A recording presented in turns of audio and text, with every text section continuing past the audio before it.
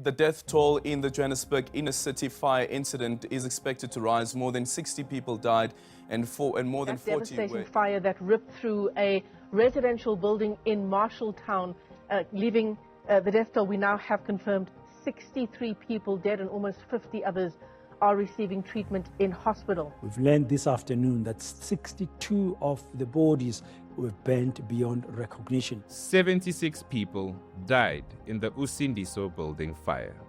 That number should unsettle every one of us, and this is why we are seeking answers. On the 31st of August 2023, a devastating fire ripped through the Usindiso building in Marshalltown, Johannesburg.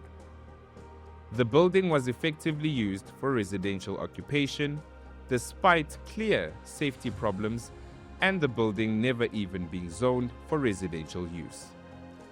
The Kampepe Commission found systematic failures that contributed to the tragedy. The board of directors of the JPC must consider taking appropriate action against Ms. Botes, the Chief Executive Officer of the Joburg Property Company, for the total disregard of managing the Usindiso building, despite knowledge of the disastrous state of affairs since at least 2019.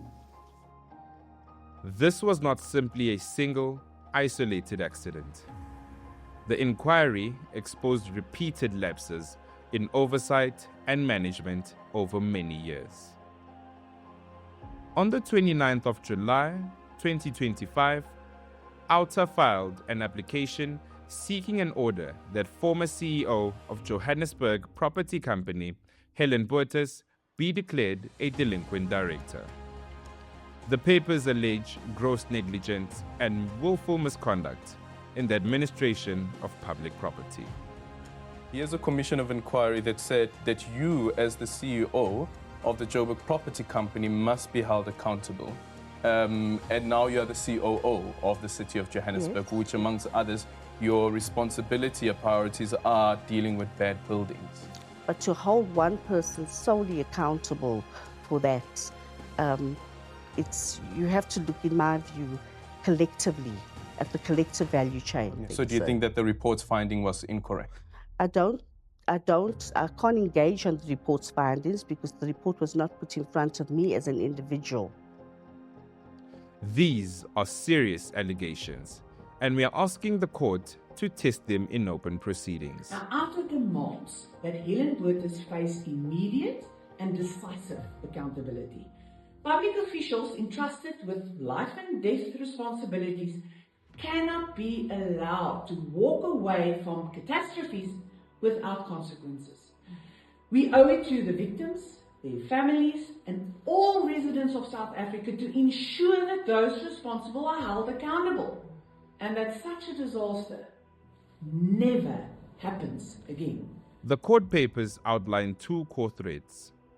First, chronic negligence of the Usindiso building and failures in maintenance and safety enforcement. Second, concerns about procurement and contracting practices linked to property management during the COVID period. What do you have to say to those that call you corrupt? Well, I think they must put the evidence on the table. They have been calling me corrupt now for a very long time, and not one person has come forward and put the evidence on the table. So let me start sharing the good news.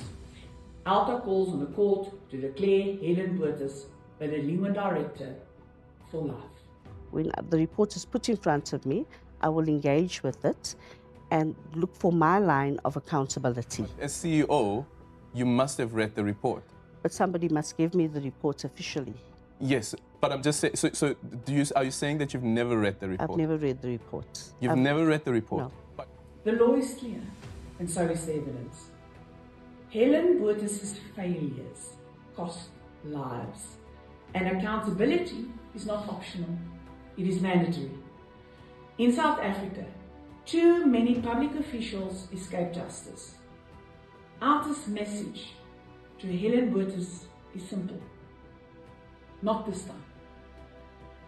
This case is not only about law, It is about the dignity of victims and the duty of public officials to protect the people. Even though your name is mentioned several times, you've testified as well, and then you have this outcome, and you say that the mayor is dealing with this particular issue. You, as the CEO, has never read the report that implicates you. The only time I can read the report is if it's put in front of me. You can help by reading the papers, sharing verified information, and supporting organizations like Outa that holds power to account.